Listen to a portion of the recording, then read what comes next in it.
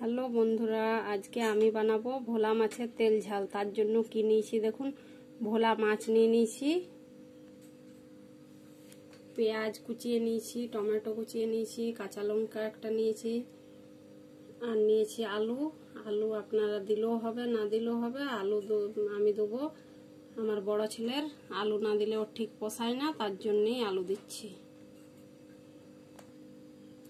এবার আমি মাছটা স্বাদ মতো নুন দিয়ে দেবো, পরিমাণ মতো হলুদ গুঁড়ো দিয়ে দিলাম, পরিমাণ মতো জিরের গুঁড়ো দিয়ে দিলাম, পরিমাণ মতো লঙ্কার গুঁড়ো দিয়ে দিলাম। এবার দেবো সরষের তেল।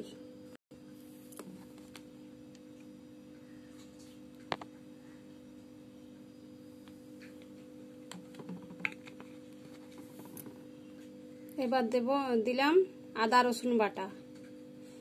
এগুলো ভালো করে আমি ম্যারিনেট করে নেব।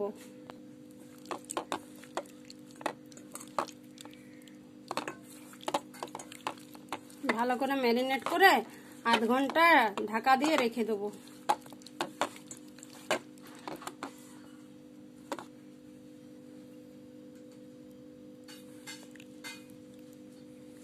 হয়ে গেছে আমার ম্যারিনেট করা। এবার আমি ঢাকা দিয়ে আধ ঘন্টা রেখে দেবো। কড়াইতে তেল দিয়ে দিয়েছি, এবার আলুগুলো ভেজে নেব। আলুগুলো ভাজতে ভাজতে যখন অর্ধেক সেদ্ধ হয়ে যাবে তখন পেঁয়াজগুলো দেবো। আলুগুলো ভাজতে ভাজতে অর্ধেক সেদ্ধ হয়ে গেছে, এবার আমি পেঁয়াজগুলো দিয়ে দেবো। পেঁয়াজগুলো দিয়ে দিয়েছি, এবার ম্যারিনেট করা মাছ দিয়ে দেবো। এই দেখুন,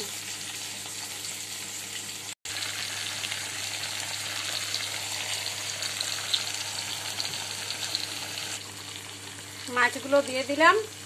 এবারে বাটিটা ধুয়ে অল্প একটু জল দেবো।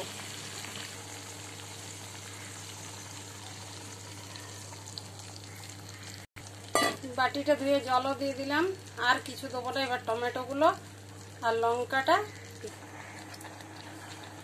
এবার গ্যাসের আঁচটা মিডিয়াম রেখে, মিডিয়ামে রাখতে হবে, বেশিও না আর একদম কমও না, মিডিয়ামে রেখে আমি ঢাকা দিয়ে দেবো।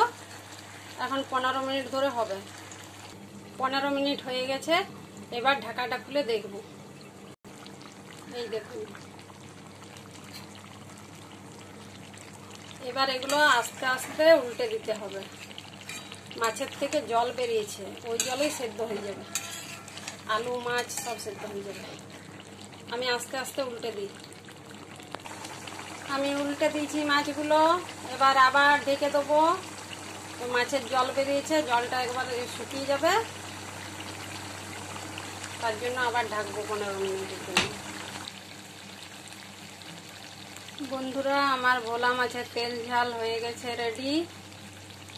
আমার এই রেসিপিটা যদি আপনাদের ভালো লেগে থাকে তাহলে একটা লাইক কমেন্ট করে যাবেন, আর আমার চ্যানেলটাকে সাবস্ক্রাইব করে আমার পাশে থাকবেন। এখনের মতো টাটা, দেখা হবে পরের একটা ভিডিওতে। সবাই ভালো থাকবেন, সুস্থ থাকবেন।